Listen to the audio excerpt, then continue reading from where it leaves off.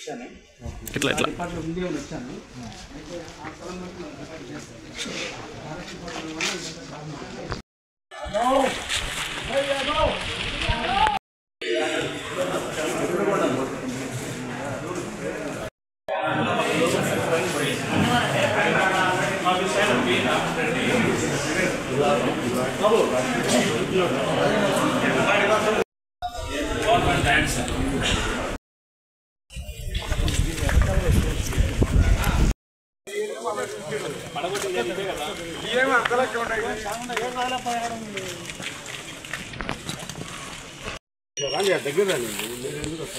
కొంచెం దగ్గరికి వచ్చి ఏడదానికి వస్తే నేను తీస్తాను.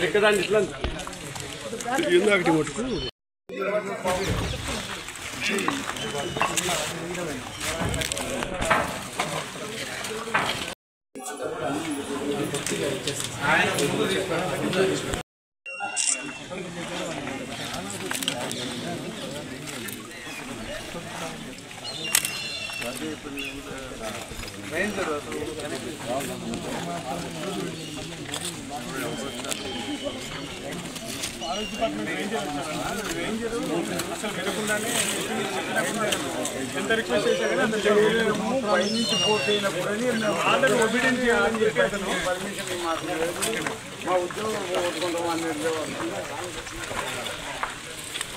అది చాలా పెద్ద పొరపాటు జరిగింది.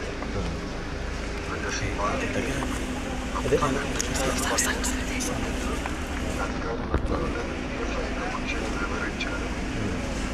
నేను అందరికీ చెప్పేది కూడా మాట్లాడారు.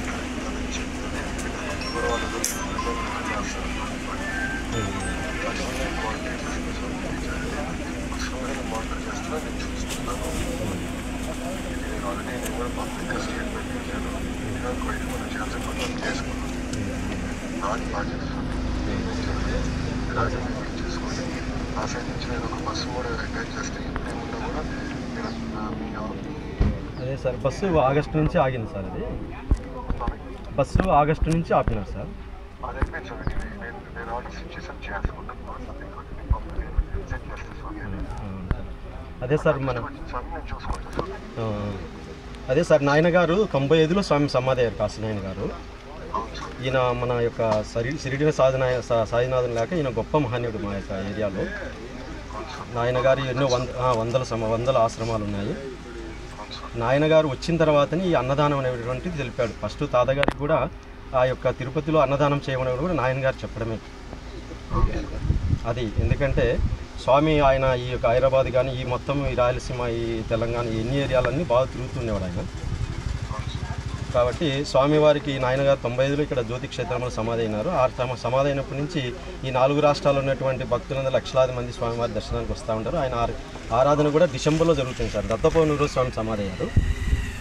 ఈ యొక్క జ్యోతి క్షేత్రంలో పూర్వం గొప్పగా జరిగినట్టు సార్. ఇక్కడ అన్నపూర్ణేశ్వరి స్వామి విగ్రహ స్వరూపంలో ఆయన ప్రత్యక్షమైంది. ఆయన తొగి తూవించిన తర్వాత అమ్మవారు అన్నపూర్ణేశ్వరి ఆమెను నరసింహస్వామి దగ్గర పెట్టేసి అక్కడి నుంచి ఈ యొక్క బయటికి బయలుదేరి ఈ ప్రాంతాలన్నిటిలో అన్నదానం చేయనైనా అన్నదానం గొప్పది అన్నదానికని ఆయన పోయి ఈ యొక్క ఆశ్రమంలో కానీ క్షేత్రంలో కానీ ఆయన పాదం పెట్టి ఇక్కడ అన్నదానం చేస్తే జరుగుతుంది అని చెప్పి అట్లా భక్తులందరికీ ఉత్తేజం తెలుపుతూ మా భక్తుల మనోవేదన అటువంటిది తీర్చుకుంటూ వాళ్ళ కోరికలు నెరవేర్చుకుంటూ స్వామి ఈ యొక్క రాయలసీమ కానీ ఈ 4 రాష్ట్రాల్లో ఆయన ముఖ్యమైనటువంటి వాళ్ళు కానీ ఎవరైనా కానీ స్వామివారి రమ్మన్నప్పుడు మనం రాడు కానీ తనకే తను వచ్చి వాళ్ళకి దర్శనం ఇస్తూ ఉండేవాడు స్వామి.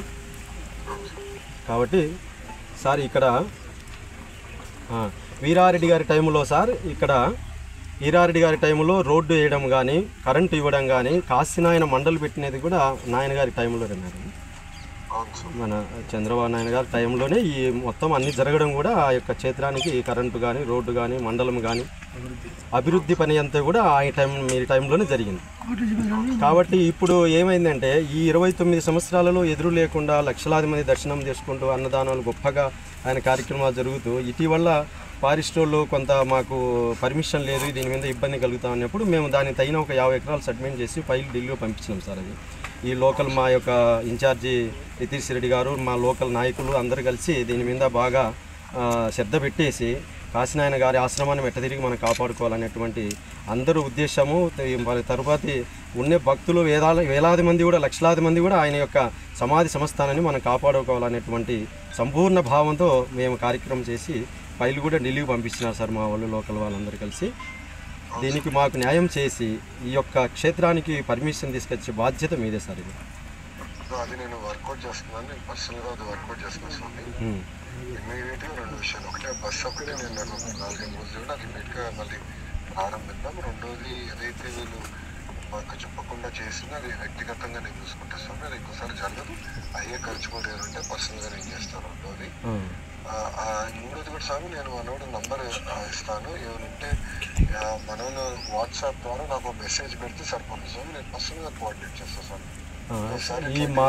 నాకు ఎందుకంటే ఈ అధికారులు తీసుకున్న సరైన ఆలోచన లేకుండా తీసుకున్న నిర్ణయాల వల్ల ఏది ఇబ్బంది పడుతున్నాం. సో ఇలాంటివి ఉంటే ఇమీడియట్గా నాకు ఎస్కలేట్ చేస్తే స్వామి నేను చూసుకుంటాను. అది సార్ మా భక్తుల మనోవేదన మీరు గట్టిగా దీని మీద కాశీనాయన మీద మీరు ఖచ్చితంగా దీని మీద పర్మిషన్ వచ్చేదానికి చేయాలి సార్. దీనికి అది నేను కేంద్ర ప్రభుత్వంతో మాట్లాడిన ఇతర పెద్దలతో కూడా నేను కోఆర్డినేట్ చేస్తున్నాను స్వామి. ముందర మీకు ఇబ్బంది లేకుండా చేస్తాను. పర్మిషన్ కొంచెం టైం పెట్టినా అది ఎట్లా సాధించాలో వర్కౌట్ చేసి నేను చేస్తాను సార్. అదే సార్, మన ఫైల్ కూడా నితీష్ రెడ్డి గారు అందరూ కలిసి ఢిల్లీలో ఉంది ఫైలు. ఆ ఫైల్ను మీరు పరిశీలించి మాకు ఎంతవరకు వాళ్ళు నా వివరాలు నేను తీసుకుంటే మీ సైడ్ నుంచి ఒక పర్సన్ అటాచ్ చేయండి సార్. చేస్తే సార్ టైం టు టైం మనతో నారా లోకేష్ గారు మాట్లాడుతుంది.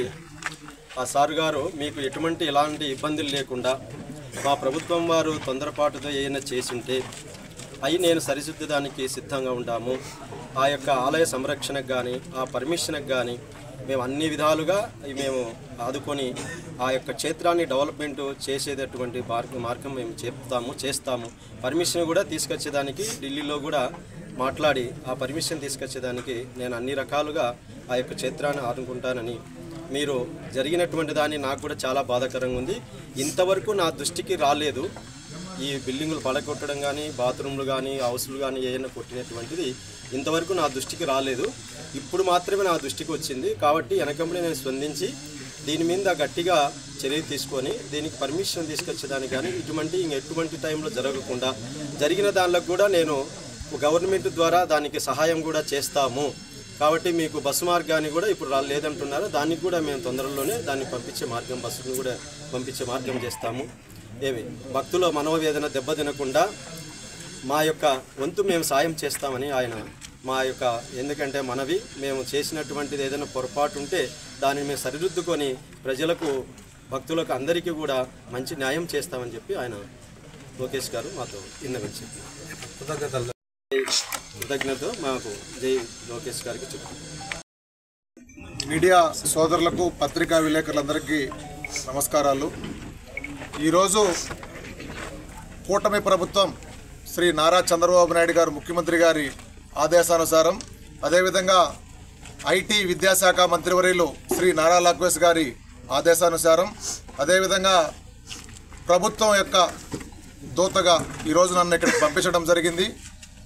ఇక్కడికి స్థానిక నాయకులతో అదేవిధంగా ఆలయ పెద్దలతో అందరితో కలిసి ఇప్పుడే ఏదైతే గత 2 రోజుల క్రితం 7వ తారీఖు ఇక్కడ ఒక సంఘటన చోటు చేసుకునిందో ఆ సంఘటన చాలా దురదృష్టకరం అని చెప్పి ఈరోజు ఉదయం మంత్రివర్యులు శ్రీ నారా లోకేష్ గారు దానిపైన చాలా విచారకరం వ్యక్తం చేస్తూ క్షమాపణ కోరడం కూడా మనం అందరం గమనించాం మీడియా ముఖంగా. అదేవిధంగా వెంటనే ఆయన యొక్క దూతగా నన్ను ఇక్కడికి పంపించి ఆలయాన్ని సందర్శించి పూజారి గారితో నేరుగా ఆయన మాట్లాడి ఏదైతే నారా లోకేష్ గారు మీడియా వేదికగా ఉదయం స్పందించారో అదేవిధంగా ఇప్పుడు పూజారి గారితో మాట్లాడి ఆయన యొక్క మనోభావాలు దెబ్బతినకుండా, ఆలయ యొక్క ప్రతిష్ట దెబ్బతినకుండా, భక్తుల మనోభావాలు దెబ్బతినకుండా ఆయన ఏమి కోరుకున్నారో అదంతా కూడా భవిష్యత్తులో మళ్ళీ పునరావృతం కాకుండా ఆ చర్యలన్నీ వ్యక్తిగతంగా నారా లోకేష్ గారు తీసుకొని ఈ ఆలయ యొక్క క్షేత్రం యొక్క ప్రతిష్టని కాపాడేదానికి ఆయన హామీ ఇవ్వడం ఈరోజు జరిగింది. అదేవిధంగా ఏదైతే ఈ పుణ్యక్షేత్రం ఇక్కడికి వచ్చిన తర్వాత మేము గమనించింది ఏంటంటే శ్రీ అవధూత కాశీనాయన జ్యోతి క్షేత్రంలో దాదాపు 1995 సంవత్సరంలో ఈ క్షేత్రంలో ఆయన గారు పరమపదించిన తర్వాత ఇక్కడ స్థానికంగా ఉన్న వీరారెడ్డి గారు, అదేవిధంగా అప్పటి ముఖ్యమంత్రి శ్రీ నారా చంద్రబాబు నాయుడు గారు, తెలుగుదేశం పార్టీ యొక్క ప్రభుత్వం ఈ క్షేత్రానికి ఏదైతే మౌలిక వసతులు అవసరమో, రహదారి కానీ, విద్యుత్ సౌకర్యం కానీ, అదేవిధంగా నీటి సౌకర్యం కానీ, అన్ని విధాల సౌకర్యాలను ఇక్కడ తెలుగుదేశం పార్టీ ప్రభుత్వంలో నారా చంద్రబాబు నాయుడు గారి ఆధ్వర్యంలో ఇక్కడ స్థానిక మంత్రివర్యులు ఈ క్షేత్రాన్ని అభివృద్ధికి సహాయ సహకారాలు అందించడం జరిగింది. అయితే తదనంతరం ఎన్నో దీని కింద అనుబంధంగా నిత్య అన్నదాన సత్రాలు ఏర్పడి వేలాది మంది భక్తుల ఈరోజు ఈ క్షేత్రాన్ని పవిత్రంగా చూసుకుంటూ ఈ క్షేత్రంకు దర్శనం చేసుకొని వెళ్తున్న ఇలాంటి క్షేత్రంలో గత ప్రభుత్వం 2023లో అటవీ శాఖ అధికారుల నుంచి ఆదేశాలు ఇక్కడ అనుమతులు లేకుండా ఈ గుడి నిర్మాణం కానీ, ఇక్కడ ఈ గుడి యొక్క వ్యవహారాలు కానీ నడుస్తున్నాయని చెప్పి దీన్ని అడ్డుకోమని చెప్పి ఆదేశాలు ఇవ్వడం జరిగింది. అయితే అది కొనసాగుతూ వచ్చింది. ఆ ఆదేశాలు ఎప్పుడైతే వచ్చాయో అప్పుడే అటవీ శాఖ అధికారులతో కానీ, కేంద్ర ప్రభుత్వంతో కానీ, అప్పటి ముఖ్యమంత్రి కానీ, అదేవిధంగా స్థానిక ఎంపీలు కానీ, ఎమ్మెల్యేలు కానీ మాట్లాడి దానికి శాశ్వత పరిష్కారం కనుగొనాల్సింది పోయి దాన్ని నాంచుకుంటూ వచ్చారు. ఈరోజు అదే ఈ ప్రభుత్వం ఏర్పడిన తర్వాత ఇటీవల కాలంలో ఏదైనా కొన్ని ఇబ్బందులు ఉంటే కూడా ఈ ప్రభుత్వం వచ్చిన తర్వాత బస్ సౌకర్యం అవుతానేవి ఇలాంటివన్నీ పునరుద్ధరించడం జరిగింది. 4 రోజుల క్రితం అటవీ అధికారులు ఇంత పవిత్రమైన క్షేత్రంలో భక్తుల మనోభావాలకు ముడిపడి ఉన్న ఈ అంశాన్ని వాళ్ళు సున్నితంగా పరిష్కరించాల్సింది పోయి తొందరపాటు చర్యగా దాన్ని ఈరోజు ఇక్కడ ఏదైతే మూత్రశాల ఉందో దాన్ని, అదేవిధంగా ఒక చిన్న సముదాయాన్ని కూడా ఇక్కడ కూల్చడం జరిగింది. దానికి వెంటనే ప్రభుత్వం దృష్టికి ఈరోజు రాగానే నారా లోకేష్ గారు ఆయన చాలా విచారం వ్యక్తం చేస్తూ బాధపడుతూ ఆయన గారు ప్రభుత్వం తరపున ఏదైతే జరిగిందో అధికారులు చేసిన తొందరపాటు చర్యని సరిదిద్దుకుంటాం, దానికి అన్ని విధాలా ఆదుకుంటామని చెప్పి ఆయన క్షమాపణ కోరుకోవడం మనం గమనించాం. అంటే ఆయన ఎంతలా ఏదైనా ఈ హిందూ మతం పైన కానీ, అదేవిధంగా ఆలయాల పరిరక్షణ పైన కానీ, భక్తుల మనోభావాలపైన కానీ ఈ ప్రభుత్వం కానీ నాయకులు కానీ కట్టుబడి ఉన్నారో మనం అర్థం చేసుకోవాలి. నేను ఒక్కటే విజ్ఞప్తి చేస్తున్నా, దండం పెట్టి ప్రతి ఒక్కరికి, రాజకీయాలు దేవుని దగ్గర తీసుకురాకండి. ఒకటే మళ్ళీ రిపీట్ చేస్తున్నా, రాజకీయాలు మీ వ్యక్తిగత స్వార్థాలను, మీ రాజకీయాలను దేవుళ్ళ దగ్గర, దేవాలయాల దగ్గర తీసుకురాకండి. ఏదైతే మీరు గతంలో 5 సంవత్సరాలుగా ఇక్కడ స్థానికంగా ఈ జిల్లా యొక్క ముఖ్యమంత్రి ఇక్కడ ఉన్నారు, అదేవిధంగా ఇక్కడ స్థానికంగా ఉన్న నాయకులే ఇక్కడ ఉన్నారు. గత 5 సంవత్సరాల్లో దాదాపు 30 సంవత్సరాలుగా ప్రఖ్యాతిగాంచిన ఈ దేవాలయంలో సమస్యలను ఏ రోజైనా ముఖ్యమంత్రి గారు కానీ, స్థానిక మంత్రులు కానీ, నాయకులు కానీ ఇక్కడ సందర్శించి ఇక్కడ ఏమి కావాలో ఆలయ అధికారులు కానీ, పూజారులు కానీ అడిగి తెలుసుకొని ఉంటే శాశ్వత పరిష్కారం జరిగి ఉండేది. కానీ అప్పుడు చేయాల్సిన పనిని ఈరోజు అటవీ అధికారులు చేసిన ఒక చిన్న తప్పును ఆసరాగా చేసుకొని వాళ్ళు ఈరోజు ఇక్కడికి వచ్చి రాజకీయాలు దీని మీద ఆపాదించడం, ప్రభుత్వాలను విమర్శించడం కరెక్ట్ కాదు. ఎప్పుడైతే ప్రభుత్వం దృష్టికి ఈ అంశం వచ్చిందో స్థానిక నాయకులు కూడా గతంలో ఇక్కడున్న విజయమ్మ గారు కానీ, రితేష్ రెడ్డి గారు కానీ, అదేవిధంగా ప్రతి ఒక్కరూ కూడా కేంద్ర దేవాదాయ మంత్రితో కూడా ఈ దృష్టిని తీసుకెళ్లారు, ఈ విషయాన్ని తీసుకెళ్లారు. ఖచ్చితంగా భవిష్యత్తులో అతి తొందరలో ఈ ఆలయానికి మంచి ప్రఖ్యాతులు గాంచే విధంగా అన్ని అనుమతులు తీసుకొని వచ్చి నిర్మాణాలను మళ్ళీ నారా లోకేష్ గారు చెప్పిన సొంత నిధులతో ఏదైతే ఈరోజు అవి డెమాలిషన్ చేశారో వాటినటిని పునరుద్ధరిస్తామని చెప్పారు, హామీని నిలబెట్టుకుంటా అని చెప్పి పూజారి గారు కూడా మాటిచ్చారు. అదేవిధంగా భవిష్యత్తులో ఎప్పుడు కూడా ఈ ఆలయానికి కానీ, ఇక్కడున్న అన్నదాన సత్రాలకు కానీ ఎలాంటి ఇబ్బంది లేకుండా కూటమి ప్రభుత్వం చొరవ తీసుకొని ముఖ్యమంత్రి గారు, అదేవిధంగా నారా లోకేష్ గారు, పవన్ కళ్యాణ్ గారు, ప్రతి ఒక్కరూ పురంధేశ్వరి గారు చొరవ తీసుకొని ఇక్కడ ఏ ఇబ్బంది లేకుండా చూసుకుంటారని చెప్పి ఈరోజు నేను ప్రభుత్వ ప్రతినిధిగా మీ అందరి మీడియా ముఖంగా హామీ ఇస్తున్నాను. Thank you.